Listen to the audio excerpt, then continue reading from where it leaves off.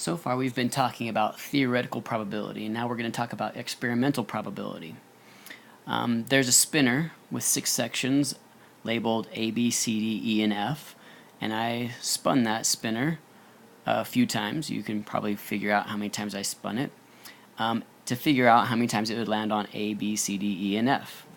Now, first of all, we're going to start with what is the theoretical probability that the spinner will land on, let's say, a vowel.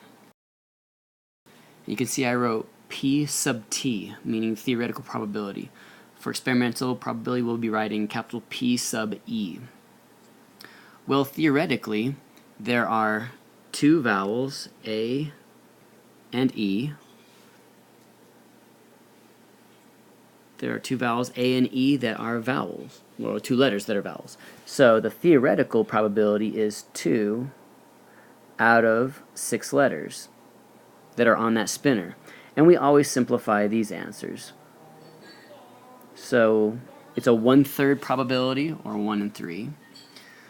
What is the experimental probability, according to the experiment we see here, of spinning a vowel? Well, according to this experiment, there are 3 and another 3.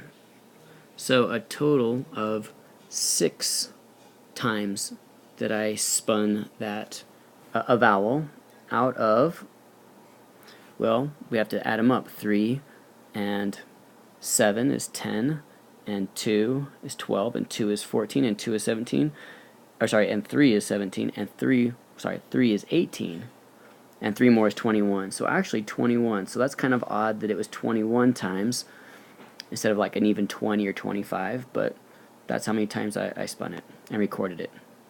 And this, of course, can simplify, dividing the top and bottom by 3 to 3 out of 7. Now, is 3 sevenths equal to 1/3?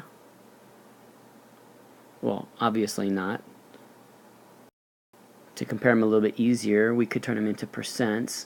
So 1/3 would be 33. It would round to 33%. It'd actually be 33 and 1/3.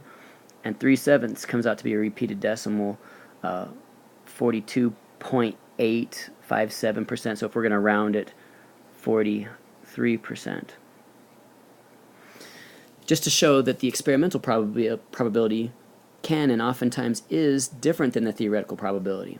But one of the concepts of this section is to understand what would make the experimental probability come closer to the theoretical probability. And it's the more trials that we do. So we do very few, and it's not uncommon. Like if we flip a coin 10 times, it's not really too uncommon to get 7 or 8 heads, which we wouldn't expect. Theoretically, we would expect half and half.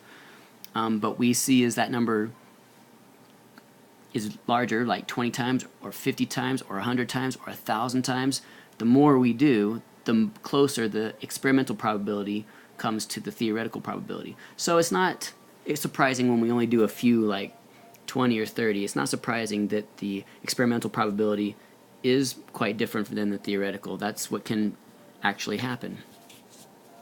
Now we're going to go ahead and calculate the percent error.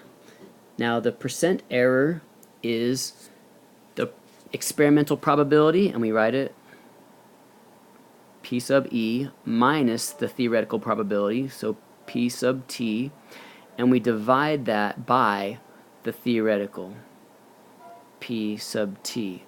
And then we turn that into a percent, because that'll be a decimal, by multiplying by 100. Multiply it by 100.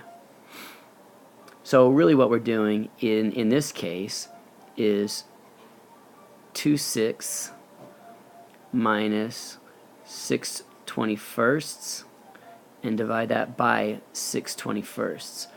Now you can use your calculator, so if you know how to use the fraction function on your calculator, you can do that. You could also probably turn these into decimals if you need to do that, and then we're going to multiply by 100. Now, of course, we could have used the 1/3 minus 3/7 divided by 3/7, but I tend to go with the original ones just in case I simplified it wrong. then at least this answer won't be wrong. Anyway, this comes out to be 16.6 repeated percent, or if we round it to the nearest percent, 17% error.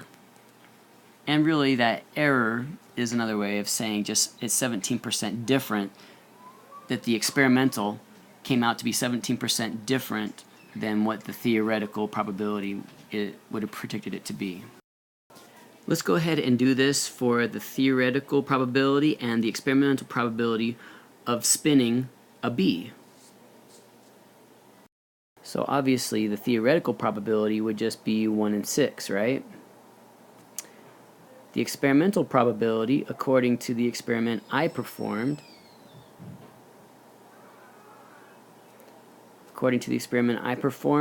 there were 7 out of the 21, which of course that would reduce to 1/3. So now when we perform the percent error, if I want to use a common denominator to make this easier on myself, the experimental is 2/6, which again is that one, minus 1/6 divided by 1/6. So this is pretty easy mental math. 2/6 minus 1/6 is 1/6, and 1/6 divided by 1/6 is 1. Well, what does that mean? Well, in this case, it means it's 100% error. And you can even have over 100% error. Obviously, if I had had more than 7 bees, it would have been over 1/3 or 2/6. And of course, with a number larger than 2/6, this difference would have been larger than 1/6. And if this number is larger than the denominator, it's over 100%. So it could have even been over 100% error. And again, that error doesn't mean that we did it wrong. It just means that the difference between the expected outcome, or the theoretical probability, and the experimental is quite large, 100%. Something else we need to be able to do is predict using experimental probability and theoretical probability, but right now we're going to use experimental probability. Predict how many times we would expect to spin a vowel based on my experiment. Well, so we don't want this one, we want this one. So I can either use 6/21 or 3/7. I'm pretty confident that 6/21 equals 3/7, so I'm good to use that one. And of course, in having said that, I check my math very quickly, and if I would have shown my work, really what I'm doing is I'm dividing the top by 3 and the bottom by 3. And if you haven't already picked up on the mistake, there was a mistake right here. This is actually 2/7, which changes my percent to 28.57, or if I round, 29%. And actually we can see that's a little bit below what we would expect theoretically. But I'm going to go ahead and use 2/7 now, since I know that my work is now correct. And the way we do this is we create a proportion. So over here to the side, I do 2:7 as how many is 250? Oh, I wrote 500. And we can either scale up, which 7 doesn't easily scale to 50, or we cross multiply. So this is 100 equals 7x, and then we divide both sides by 7. It comes out to be 14.2857, and it goes on from there. So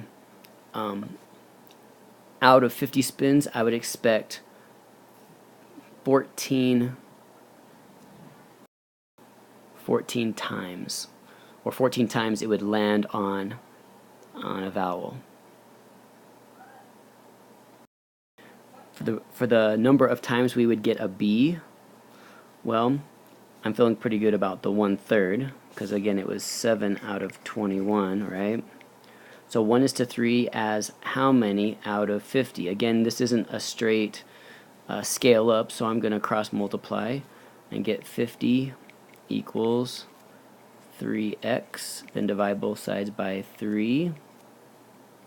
And that is 16.6 repeated, so we would say about 17 times. Since obviously I can't have a fraction or decimal of a spin, I just round it to the closest number of times I believe it would land on a B.